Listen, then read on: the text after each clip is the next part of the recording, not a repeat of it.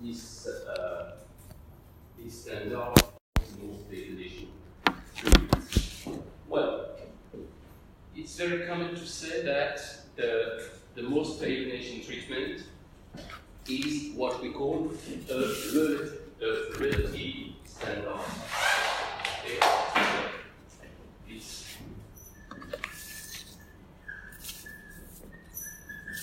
It's a relative standard.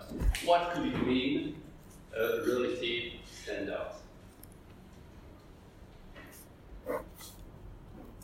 Opposite to absolute.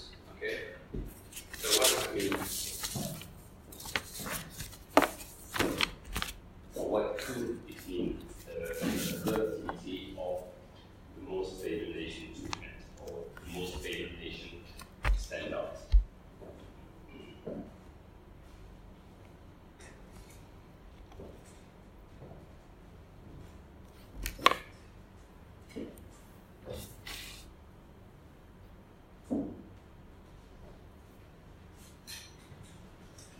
Well, it means, well, you know that another standard that we will discuss later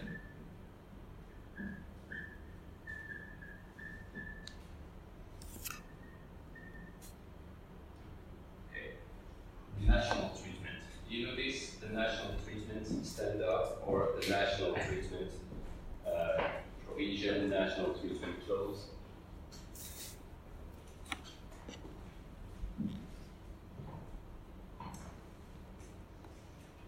What could it mean for a state to grant the benefits of the national treatment to a foreign product or to a foreign investor? What could it mean to grant the benefit of the national treatment?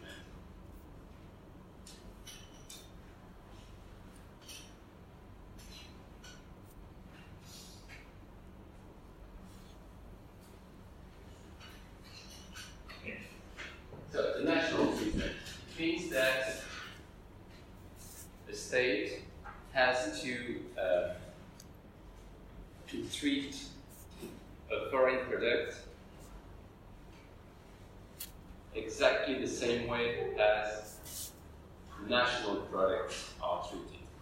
Or, so it means that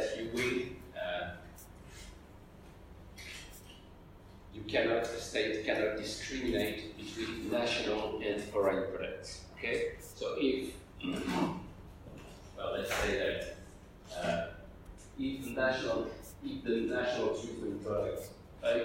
treatment is applicable in Cambodia towards China, in the relations with China, if we say that this product is made in China and this is made in Cambodia, it means that when both are in the Cambodian market, they have to receive the same treatment.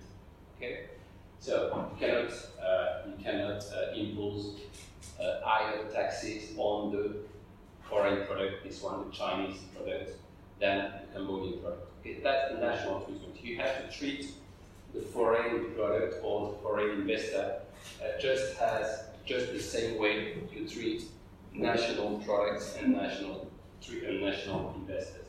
And the national treatment standard and the most favored nation treatment, most favored nation clause are both relative standards. What could it mean to be a relative standard?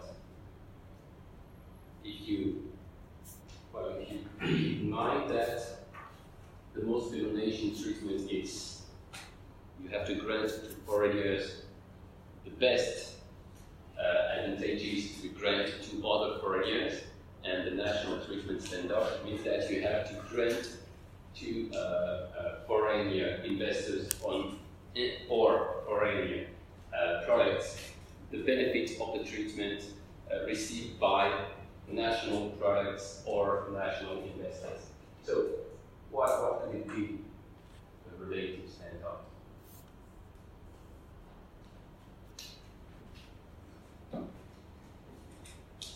Well, it means that you cannot identify the the applicable regime to the product or to the investor if you don't make a comparison between legal regimes. It means that if you have we take this example, okay?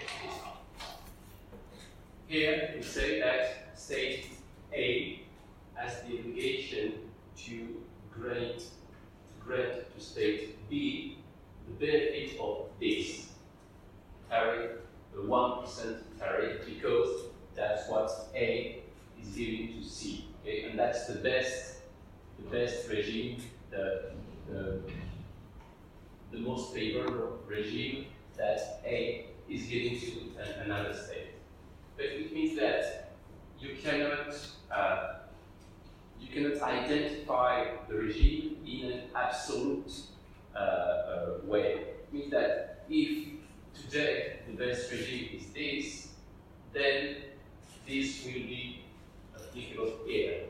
But if tomorrow A decides to change the tariff and to increase it to, let's say, 5%, okay? If here it's 5%, then here it will be 5%. If 5% is the best regime, the most favorable regime that A is granting to any other state, is that you cannot say what will be the applicable regime between A and B if you don't make a comparison with other regimes, with other regimes.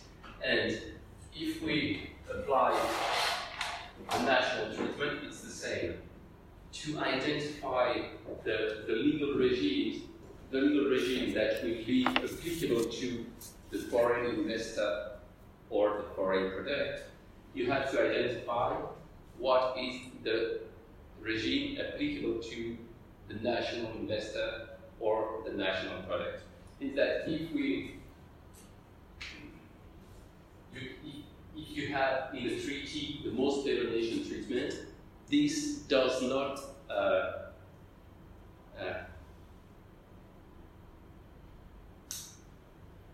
this treaty does not identify the legal regime, the legal obligations binding on states.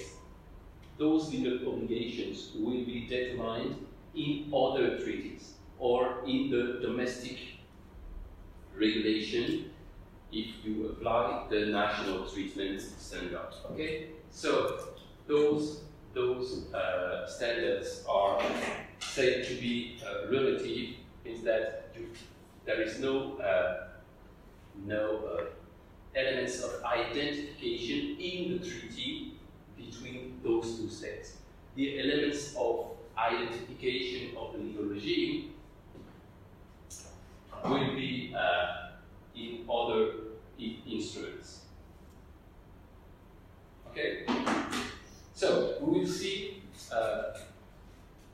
what are the main principles governing the implementation of the most favored nation treatment. And the main principle is the jus generis principle. So it's the jus generis principle. So jus generis is Latin. Okay.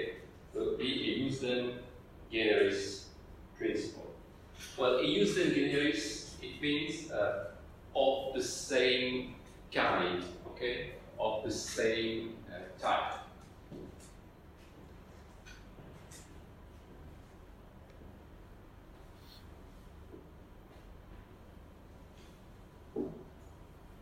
We can explain this principle, which is the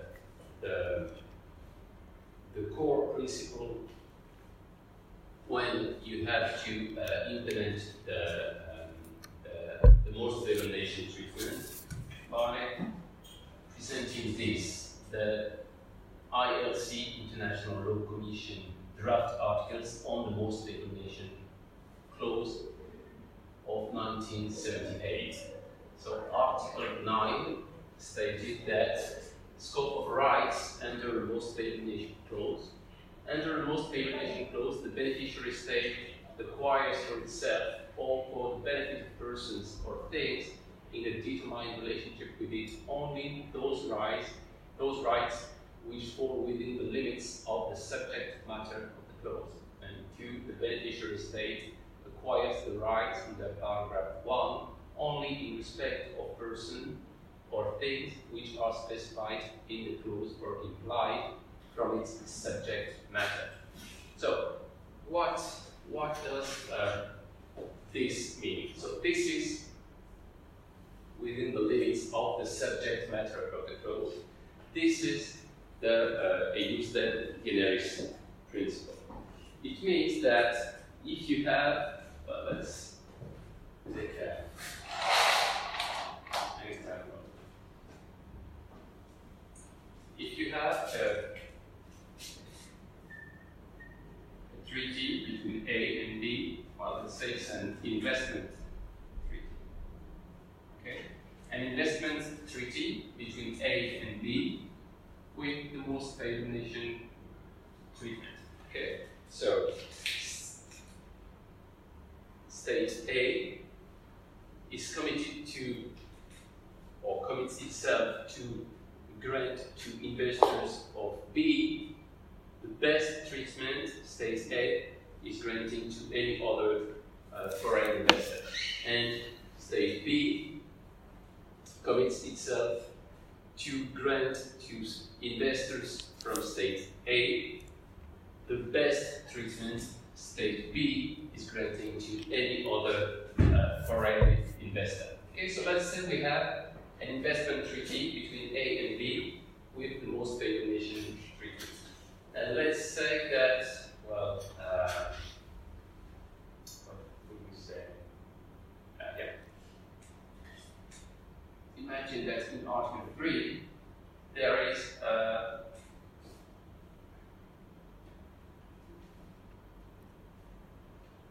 relates to working permits. Okay, let's say that investor from A will have the right to, to forbear for the staff of the investor, say a 1-year working permit, of course, renewable. Okay, so imagine this kind of situation. Okay, you have one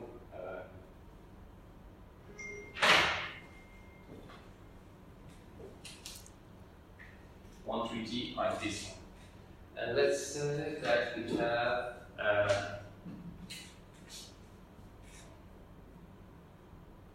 a human rights treaty, between A, B, C, and D with Article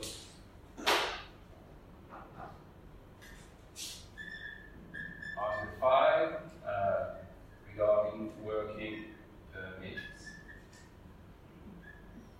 Okay. What did we say? Yeah, working permits.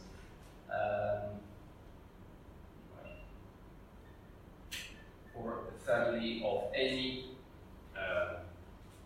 national of A, C, D. For family members of national of A, B, A, C, and D. Okay. 2 years. Okay. Let's say that the working permits are dated for 2 years.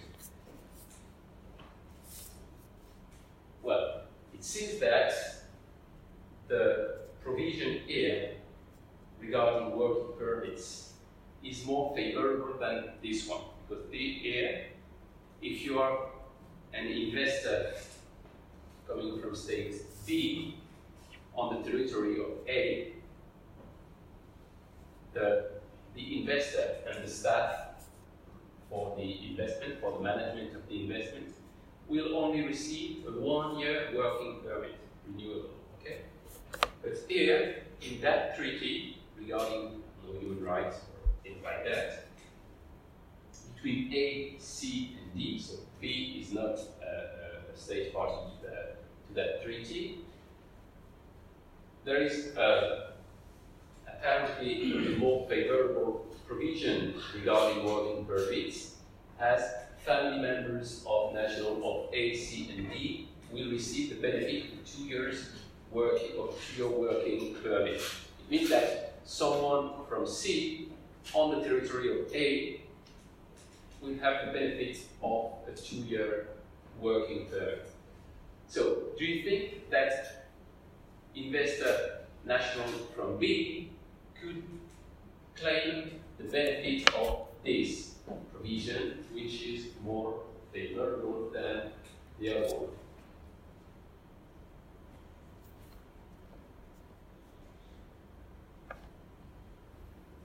Okay. The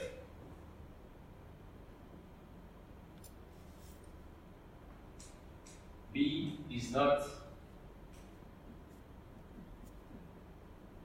a party to that treaty. So of course, the nationals, the citizens of B, cannot claim the direct benefit of that provision. But the most favored nation treatment, we say, means that A has to grant to B and nationals of B the benefit of the most favorable treatment A is giving to any other foreign citizen. Okay, and who are the most favored foreign citizens on the territory of A? It's here nationals, citizens of C, and citizens of D. So a citizen of B could try to claim the benefit of this, saying, well, the most favored nation treatment should be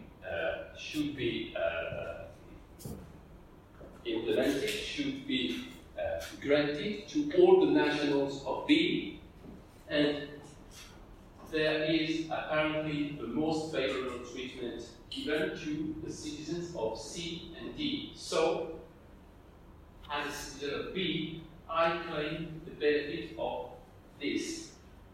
Okay, the benefit of the 2-year working permit. So, do you think this could work or not?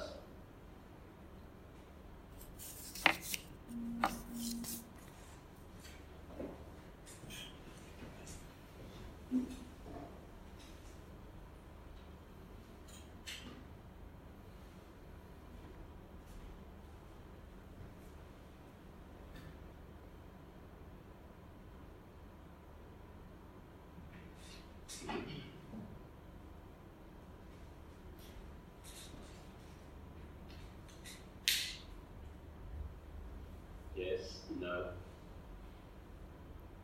It's 2 buts that we don't know.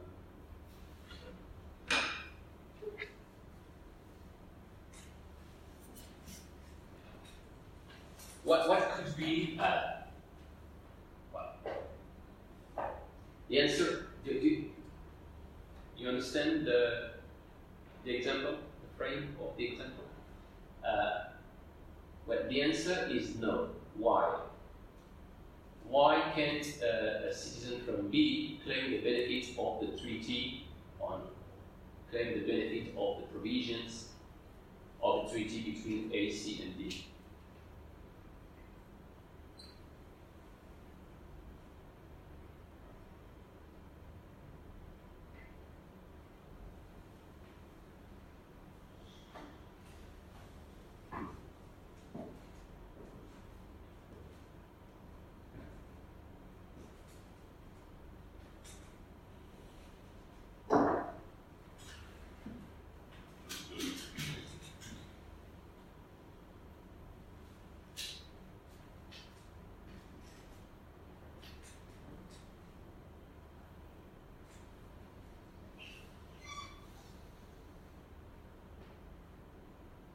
the answer is here. Why? If we read this, we can say that a citizen from B cannot claim, invoking the most stable nation treatment, cannot claim the benefits of Article 5 of Treaty ACD.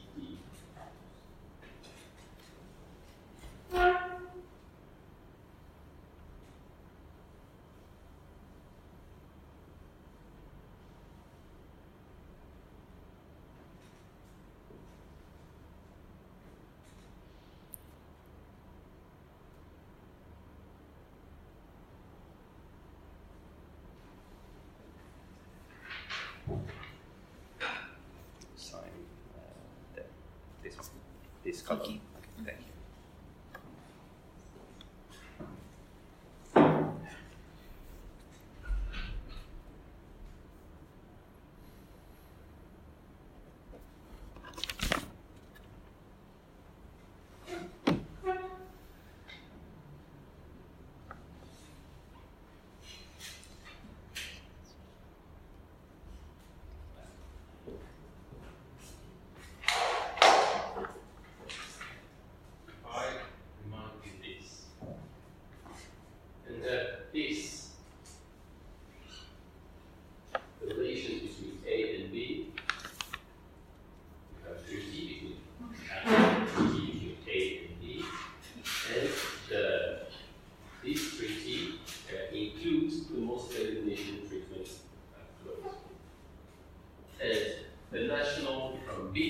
State B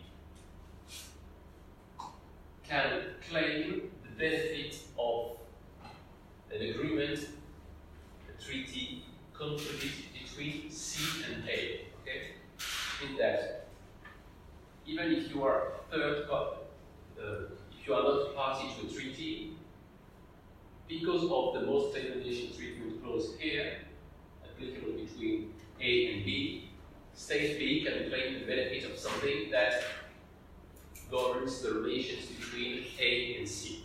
Okay? So, if you go back on this, it's quite the same situation.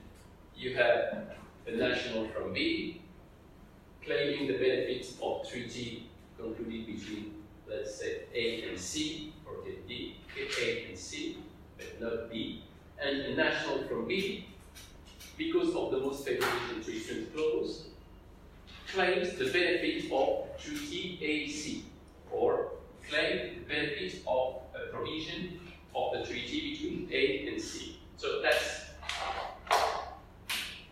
almost the same situation as this one. Treaty between A and B will claim the benefit of a provision included in the treaty between A and C. Okay? Why, in that situation, in that example, so you have an investment treaty between A and B, and you have a human rights treaty between A, C, and D. Why can't a citizen of B claim the benefit of the provision of Article 5 of the Human Rights Treaty between A, C, and D? And why is the answer here?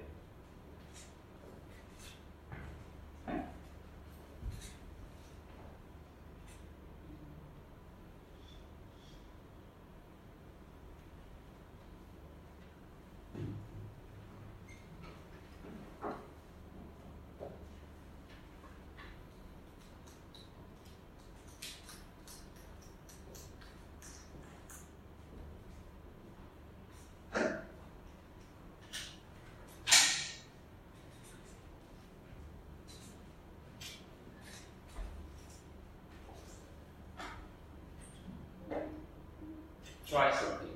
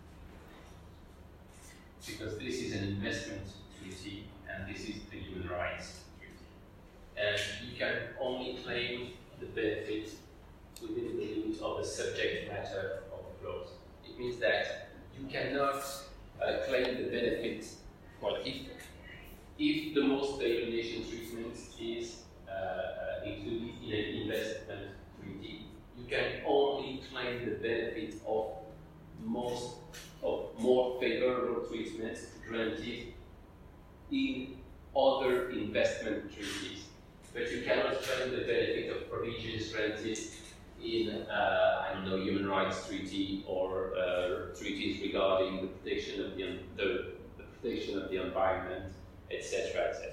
Okay, so I use them generis principle here.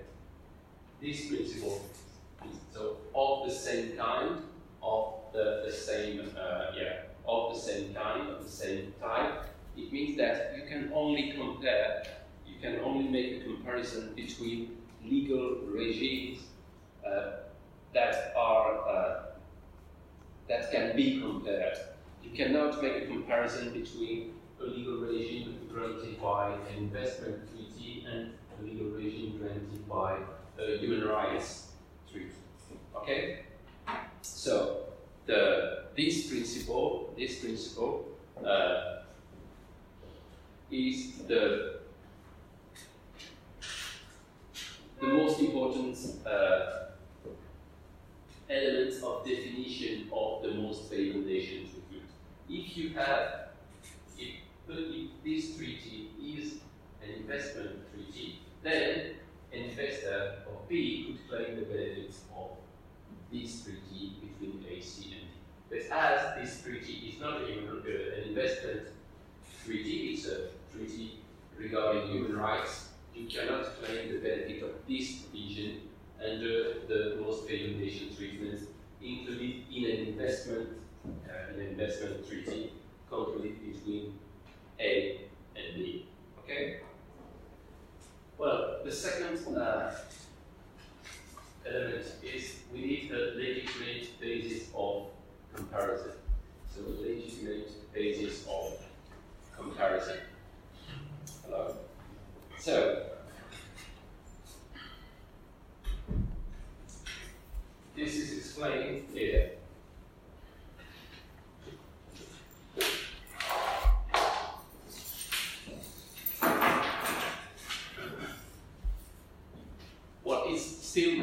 The International Law Commission, it's a subsidiary organ of the General Assembly of the United Nations General Assembly, and its main function is to codify international law. So, Article 10 of these draft articles of 1978, acquisition of rights under a most favored nation clause. Under a most favored nation clause, the beneficiary state acquires the right to most favored nation treatment only if the granting state extends to a third state treatment within the limits of the subject matter of the clause. So that's what we see fits.